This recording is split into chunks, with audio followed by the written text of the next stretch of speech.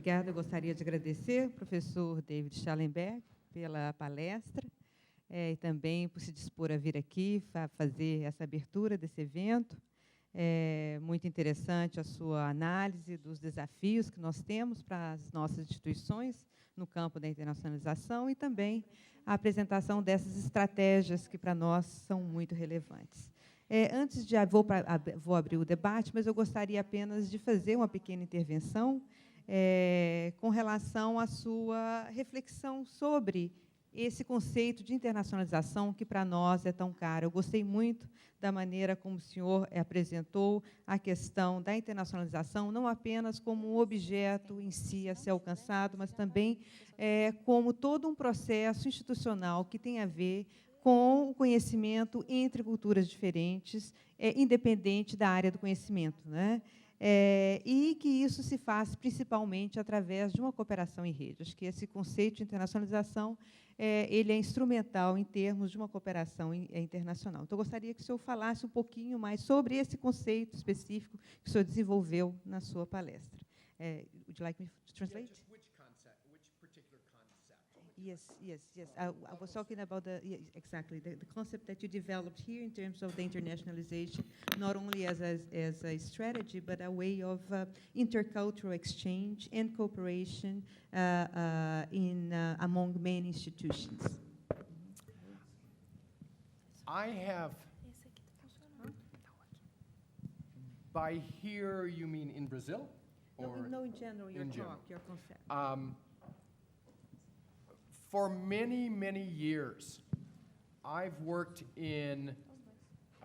with exchange and mobility. That is beginning with my first experiences as a child and then as a professional. And what I began to realize as I worked with institutions around the world was that there were many, many more students who stayed at home and didn't have the opportunities of exchange. As much as I believe in exchange as a transformational experience, many students didn't have access to that. And so I started talking to people in institutions around the world about how do they serve those students who don't leave.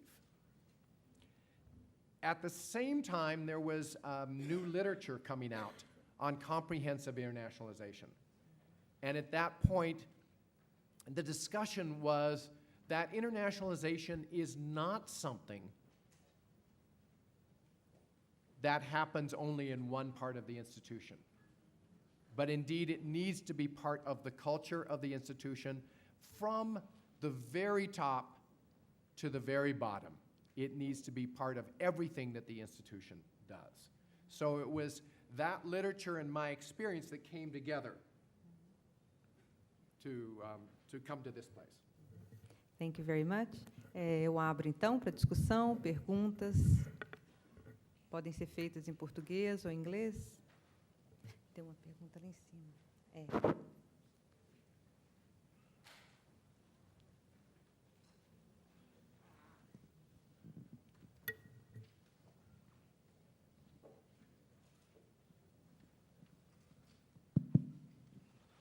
Good morning. Thank you for your talk, very interesting. My name is Nicolas. I represent another federal university of Brazil. And I wanted to come back to your idea of developing networking and Skype and Facebooking in the classes. This raises for us a very interesting issue and question, which is how much do we show about ourselves, about our culture, about our academic contents when we interact with foreign context. We can, of course, import many of the readings from typically English-speaking countries, but then it's up to us to also create and propose and expose and show our culture, our readings, what we teach, what we do, our research. And it may seem a paradox, but sometimes it's this local part, this will to exhibit what we do, which may be difficult for some professors and for some students. So I wanted your experience on this issue of promoting your own culture when you open to the world. It's a wonderful comment and question. And we live in a world that is both local and global, or glocal. And that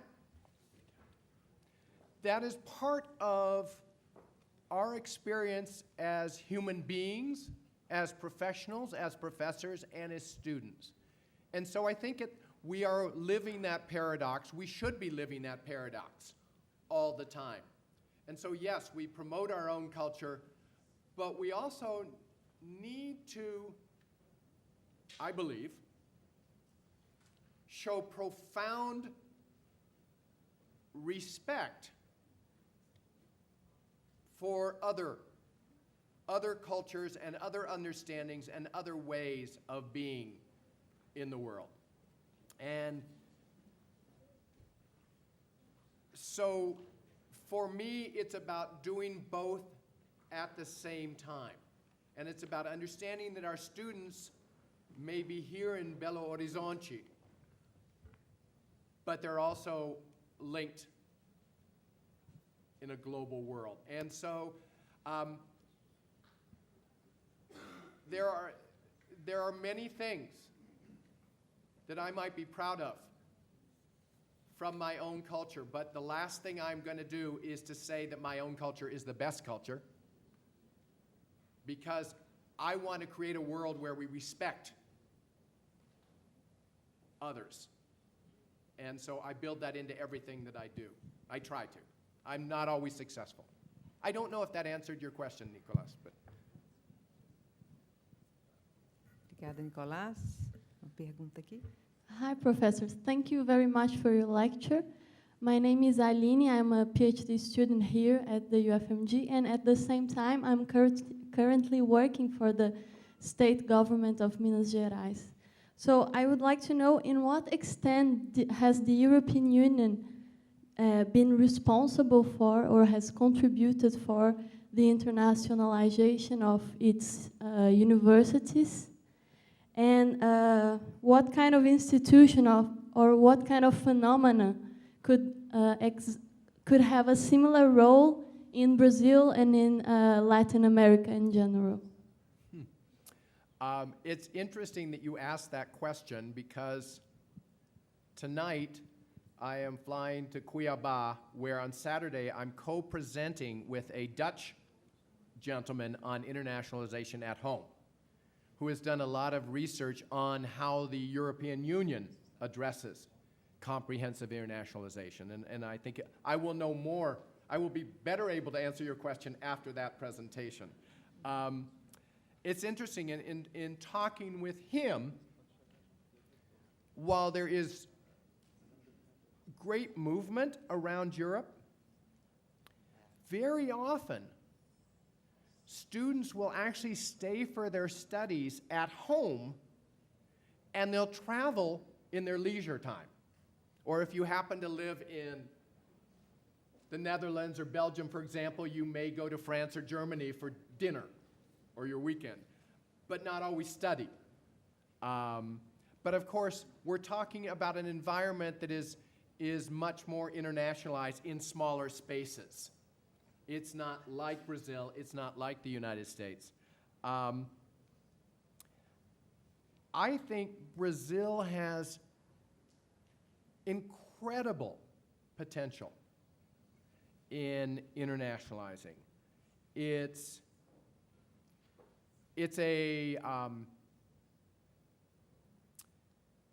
a country that has so much to share with the world. And the world has so much to learn from Brazil. And there is a great deal of interest in Brazil. I think the biggest challenge, and it was mentioned earlier, is that there aren't that many people outside of the Lusophone part of the world that speak Portuguese. And, but there is a profound interest in Brazil, and I think the institutions of the institutions of higher education in Brazil can do so much more. And I understand that there are challenges, as Professor Marcio and others have said. There are incredible challenges, but there's so much potential. I have ideas, but I really think that it is for Brazilians to decide those ideas and the ones that fit their context. Obrigada. Mais alguma pergunta, comentário? Renata.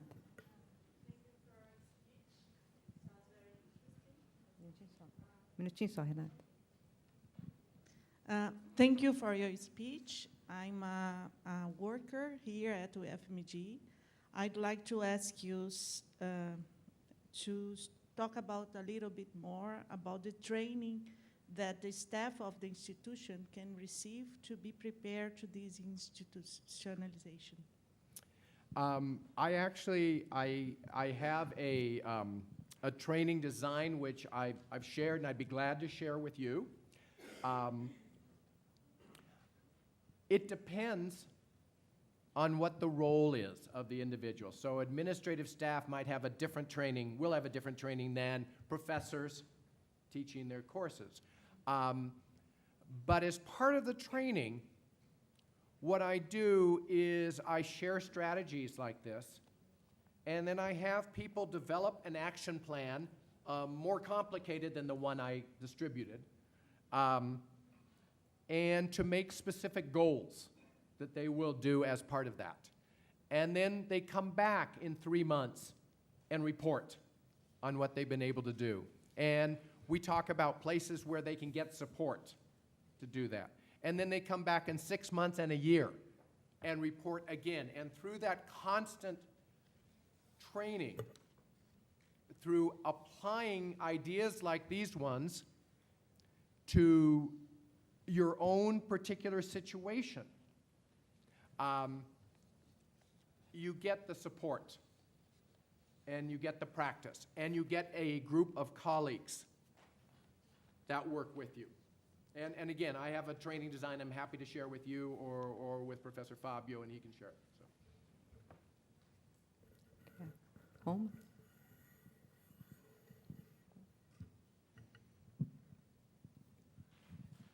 Professor, a internacionalização está muito associada ou traz consigo a ideia dos rankings universitários.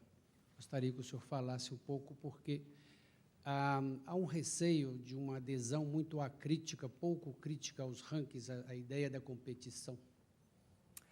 I am not a fan of rankings. And I say that knowing that UFMG ranks very high. But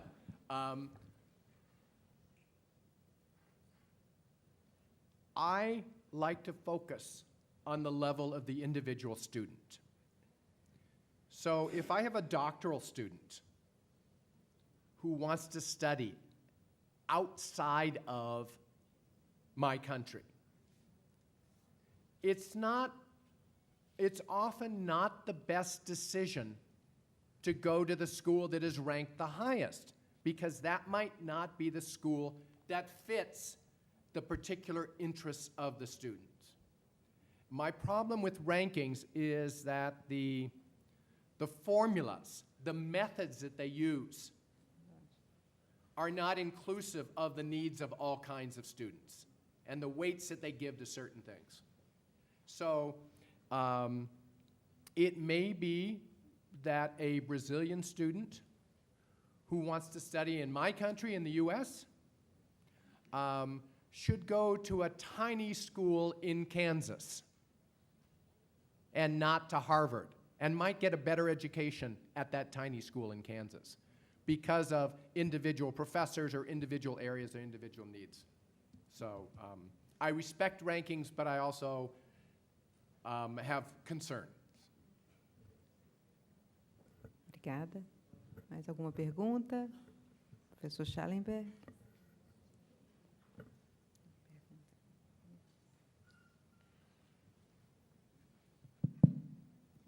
Hello, Professor David. My name is Magno. I'm from a city close here called Ouro Preto, and I hope you can have time to visit us. It's a beautiful place. And I have two questions. The first one, your own opinion about the Science Without Borders as American. And another question is how to convince Americans to study in a Brazilian institution. Let me first say that I would love to visit Ouro Preto. I've heard so many wonderful things about it, so in the future. Science Without Borders.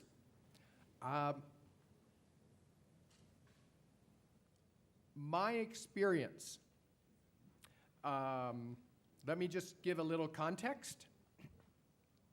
I was asked by Brazilian and American, US-American international organizations to do research on the relationship between Brazilian and US-American international offices. What were the challenges and what were the strengths? And it was a very interesting process, but it influenced my thinking about Science Without Borders.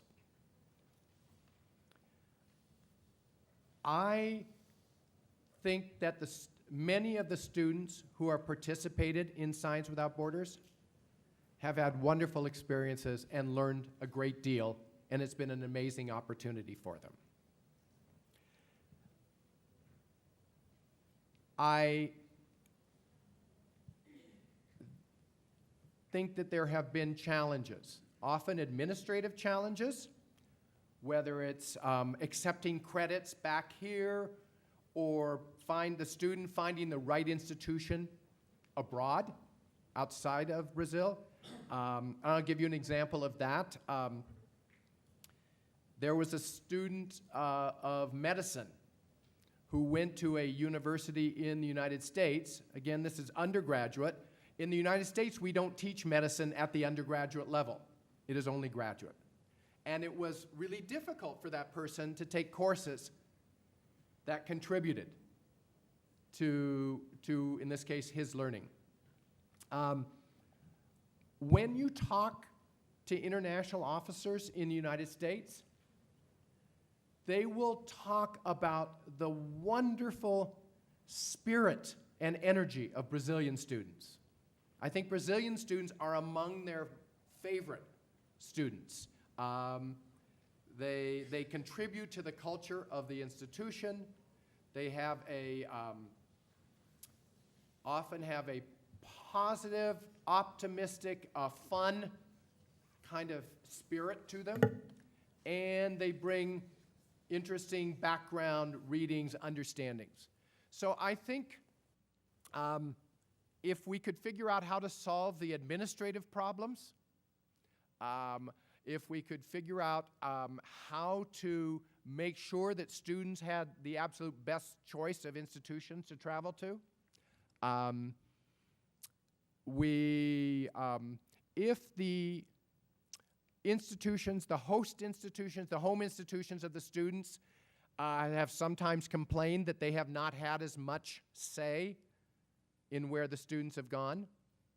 If we can solve some of those administrative problems, I think it could be even stronger. But I think there are many, many success stories in Science Without Borders. I forgot the other part of your question. Oh, how to attract more students here. Of course, language is an issue. US American students are famous for not speaking other languages. I think it's very sad. I think it's a disadvantage that English is the lingua franca of the world these days. I hope it changes to Chinese or some other language so that American students Portuguese. But then the Brazilians won't have to learn anything.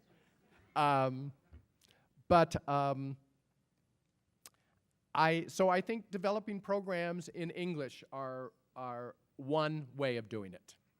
Another way, and I speak from a US American perspective, where many of our students study Spanish, is to do what some institutions have done by having like a 3-week or a month crash course in Portuguese for Spanish speakers when they arrive here. And then they can enter into the classroom more easily. Because everybody wants to come to Brazil, I think, or should.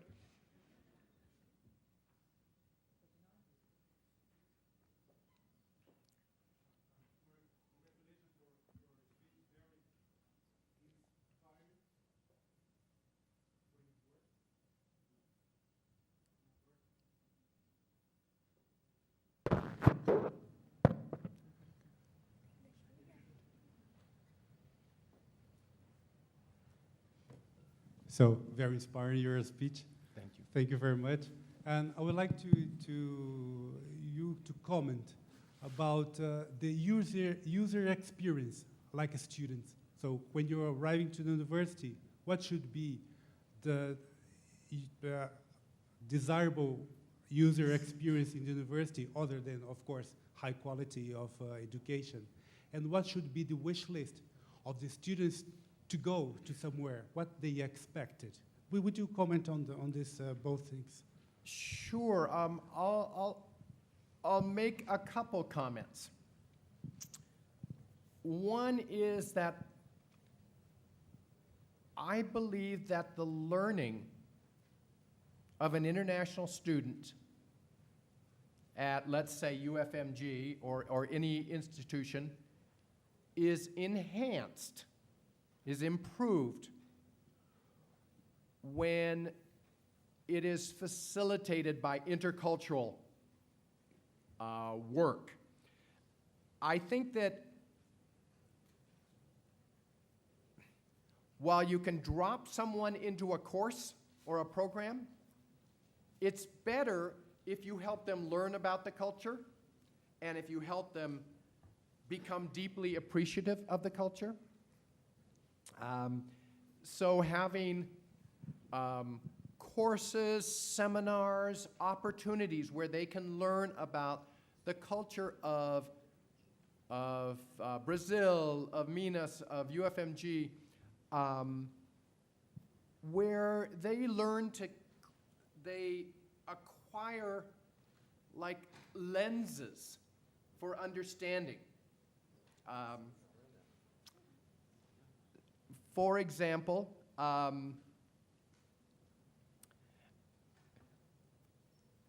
let me give you an example outside of your question, but it helps.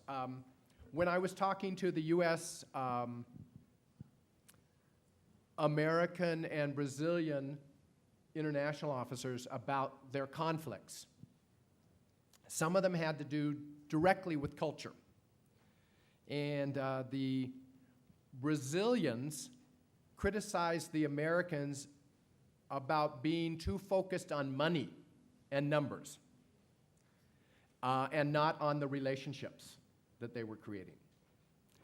And the Americans criticized the Brazilians for not responding to their email in 20 minutes, not being able to set up appointments, and for strikes, all the strikes that they would encounter, and for other challenges. I use those as examples when I think of an international student, and I'll talk about a US American student coming here. Understanding something about Brazilian culture before they, or as they are interacting with Brazilians will help them develop appreciation and understanding. You know, why doesn't this person respond, or why don't they tell me no? You know, why don't they, you know, all these questions. So I think in reverse, it should happen the other way. I think that when Brazilian students go study abroad,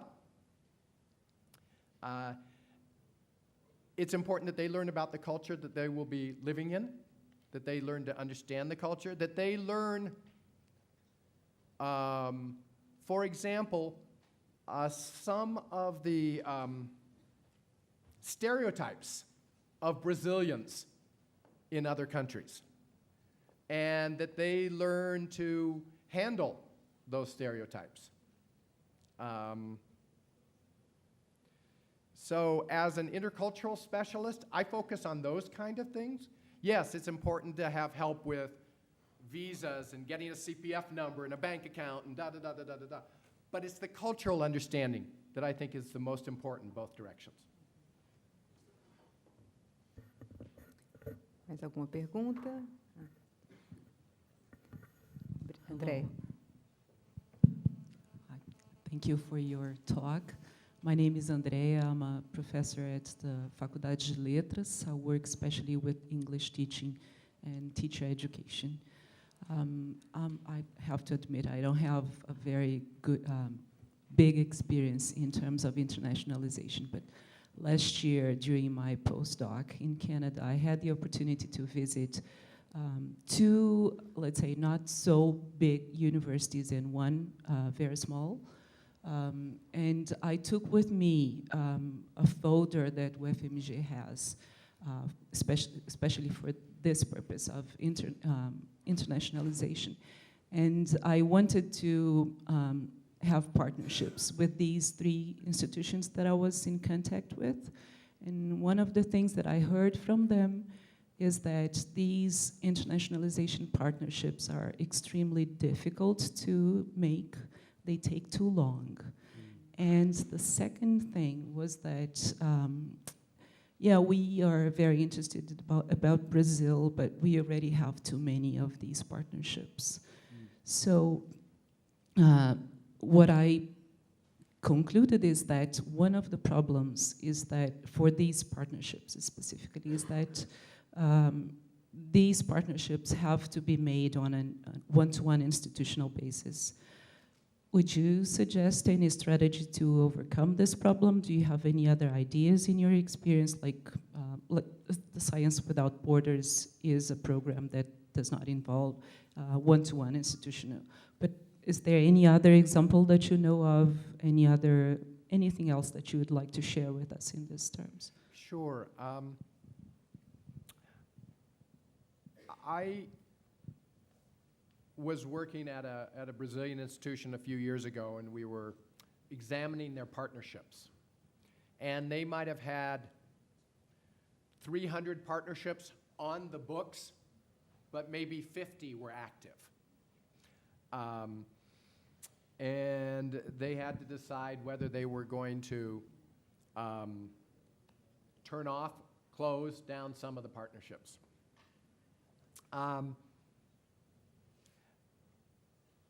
The best partnerships I know of, the ones that really have the most impact,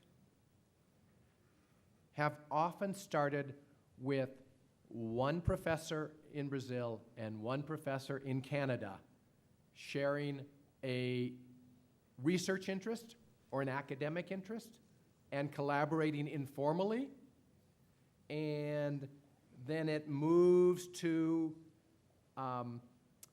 a memorandum of understanding between the two institutions that's limited in the beginning. It might be about sharing research. It might be about exchange of students. It might be Brazil, in the United States, in Canada, I imagine, there are bureaucracies. And so these steps are taken slowly, often. But I think the best partnerships I know of start with two individuals and build from there. And so then it becomes part of the institutions. And the individuals might leave the institution, but it started with an area of profound connection and interest and built from there. But I agree, some partnerships are not active, are not helpful, and those should be put to the side, and the really good ones. And then when you come and you go to Canada and you meet someone and they say, I want to work with you, then you build it from there. You're doing it in a more profound way in the beginning, a simpler way in the beginning. I don't know if that helps. That's my experience.